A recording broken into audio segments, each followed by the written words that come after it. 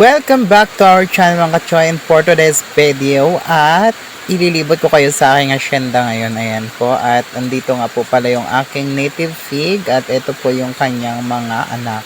Ayan, 8 pieces healthy baby native fig. Ayan po, sobrang dali lang po niyang alagaan, kaya po ini-endorse ko po mag-alaga na po kayo ng native fig at iwas swine fever pa po kayo, African swine fever.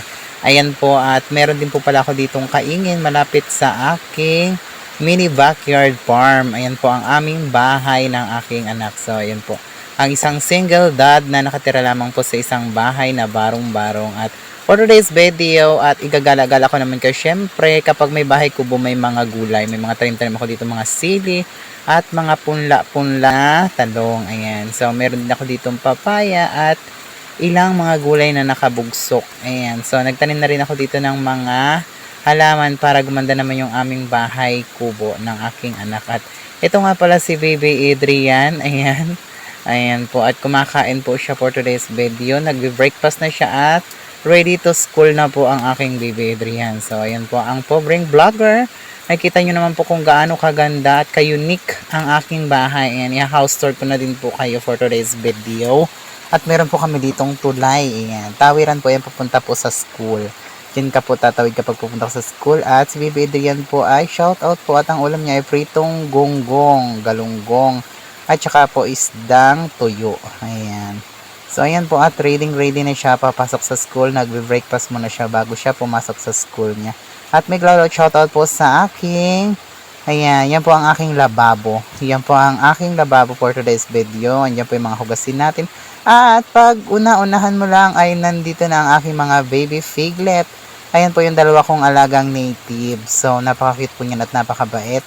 Andyan lang po siya sa tapat mismo ng aming bahay kubo. Nasa loob lang siya mismo. Andyan. At ito po pala yung mga kaldero kong mapuputi. Syempre, yan po yung pakain natin sa native fig natin. Yung mga nilagang kung ano-ano lang dyan. Mga gabi or anything what else na makukuha natin dyan sa mga damuhan. Char, English pa talaga. At ito po yung mahiwagan nating tungkot. Ito po yung alaga kong Doberman. Ayan, si Chuchay.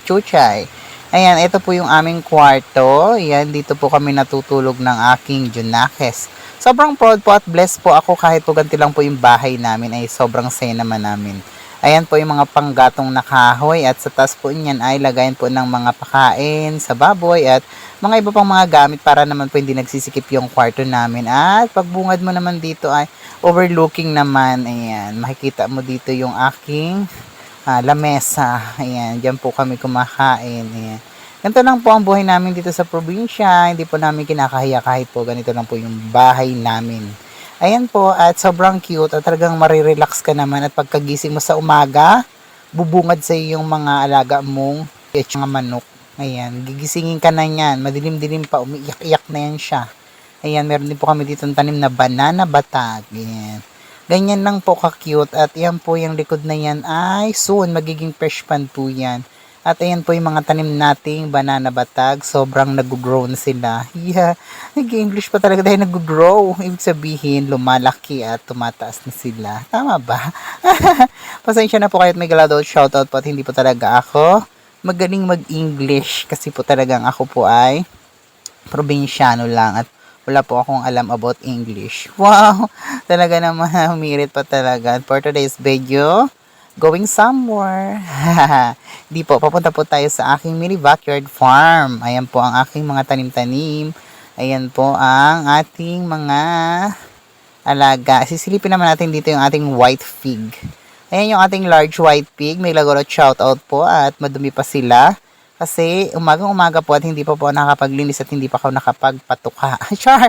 Kapag pakain at ito po pala yung isa kong native na gagawing bulugan. Ayan, natutulog pa. Ayan si Pogi. So, at paglampas mo naman dito sa aking mini backyard farm ay nandito po yung aking taniman. Andito po yung ating mga talbos ng kamuting kahoy. Andiyan po yung may mga saging-saging tayo dyan. Siyempre, kailangan pag may bahay kubo ka ay meron ka ding mga gulay-gulay. Ayan. Paano makukumpleto ang kanta sa bahay kubo kung hindi ka maglalagay ng gulay sa paligid mo? Ayan. At syempre, super relaxing talaga. At siguro po ngayon ay mga 6:30 in the morning na. Ayan. Sobrang sarap po kapag umaga bubungad sa iyo mga sariwang gulay. Ayan, meron po tayo dito mga tanim-tanim. Ayan.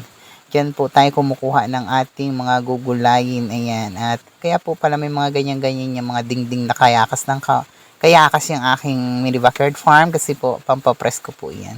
Ayan, napakasosyal po ng mga lagaw. Thank you for watching!